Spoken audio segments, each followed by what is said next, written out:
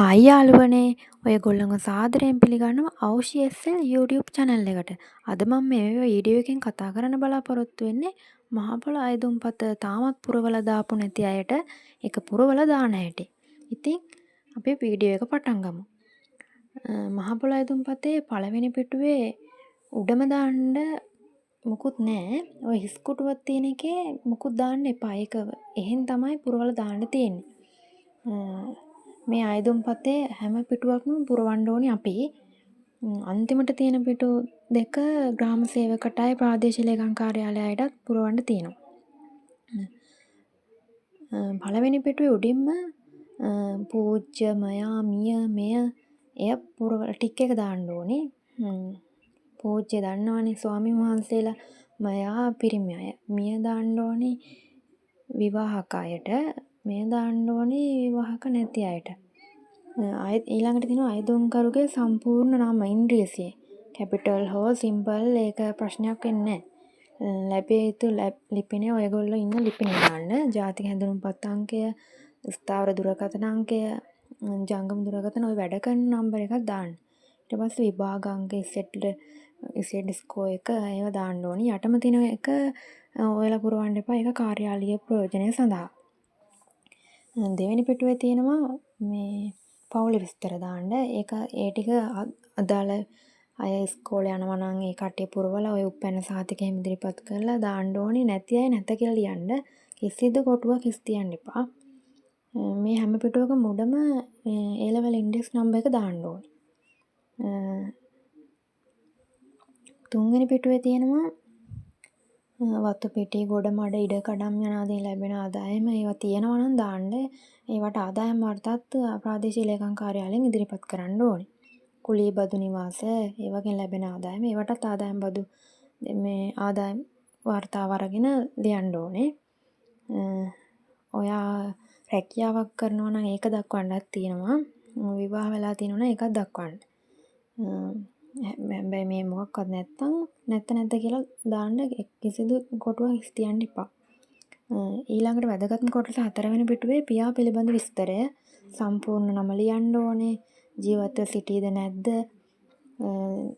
සිටීනම් ඔව් කියලා දාන්න නැත්නම් නැත කියලා දාන්න. ඊට පස්සේ මේකේ වැදගත්ම කොටස වෙන්නේ පියාගේ රැකියාව. මේක ගොඩක් දුරට ලක්ෂ 5ට අඩුවෙන් හම්බ වෙන අයට තමයි බොහෝ විට මහ පොළොව ලැබෙන්නේ. ඒ වුණාට කෝකටත් කියලා හැමෝම දාන එක වටිනවනේ. මේකට පියාගේ මේ වැටුප් වර්තාව නිශ්චිත ආදායමක් මාසෙට එනවා නම් ආදායම් වර්තාවක් ප්‍රාදේශීය ලේකම් කාර්යාලයෙන් ගන්න ඕනේ. වැටුප් වර්තාවක් ගන්න ඕනේ. නිශ්චිත ආදායමක් එන්නේ නැත්නම් ඔය මොකක් හරි කරන ජොබ් එකකින් ආදායම් වර්තාව ගන්න ඕනේ ඒත් ප්‍රාදේශීය ලේකම් කාර්යාලයෙන්. ඒක නිවැරදිව ඒක ගන්න ඕනේ 2024 ජනවාරි 1 වෙනිදා ඉඳලා 2024 දෙසැම්බර් 31 වෙනිදා දක්වා. ඒක අරගෙන දළ වාර්ෂික ආදායම දාන්න ඕනේ. ඊළඟට අර කුලී බඳු වතු පිටි ආදායම් මේ රැකියාව කරන එකෙන් ලැබෙන ආදායමට අමතරව තව මොනවා හරි ආදායමක් තියෙනවනේ ඒක දාන්න ඕනේ ඔය පිටුවේ යටම තියෙන 9 යටතේ තියෙන කොටසේ. ඊළඟට මාව පිළිබඳ විස්තරත් ඒ වගේම සම්පූර්ණම ජීවිත සිටීද නැද්ද යන වගේ ඒවයි ඒ ජොබ් එකක් කරනවා නම් ඒක පියාගේ වගේම තමයි. ඒකෙත් ආදායම් වර්තා ඉදිරිපත් කරන්න ඕනේ. 10 වෙනි එක බාරකාරකරුවන් පිළිබඳ විස්තර විශේෂයෙන් ඒක නම් ස්වාමීන් වහන්සේලාට තමයි තියෙන්නේ.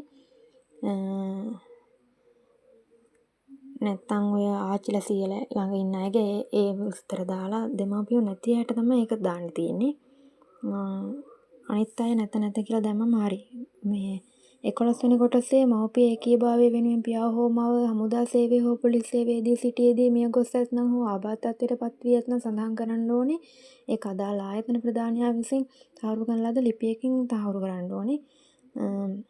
ඒකෙත් නිවැරදිව විස්තරය ඔක්කොම ඇටැච් කරලා වැටුප් වාර්තා අමුල්ලා ඒක ඒ කට්ටිය ලබා ගන්න පුළුවන්. ඊළඟට දිනේ දාන්න ඕනේ.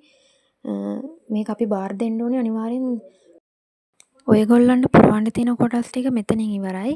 ඊළඟට 7, 8, 9 පිටු තියෙන්නේ ග්‍රාම සේවකටයි ප්‍රාදේශීය ලේකම් කාර්යාලයටයි පුරවන්න. ඒක ඔයාලා කරන්න ඕනේ ආදායම් වාර්තා ඔක්කොම 4, 5 පිටු දෙක මැදට අමුණලා ස්ටේපර් කරලා හරි නිකන් මොකක් හරි ඇටච් කරලා දෙන්න ඕනේ ග්‍රාම සේවකට. ග්‍රාම සේවක මේක හරි වැරදිත් තහවුරු කරලා ප්‍රාදේශීය ලේකම්ට ගෙනිහින් දෙනවා.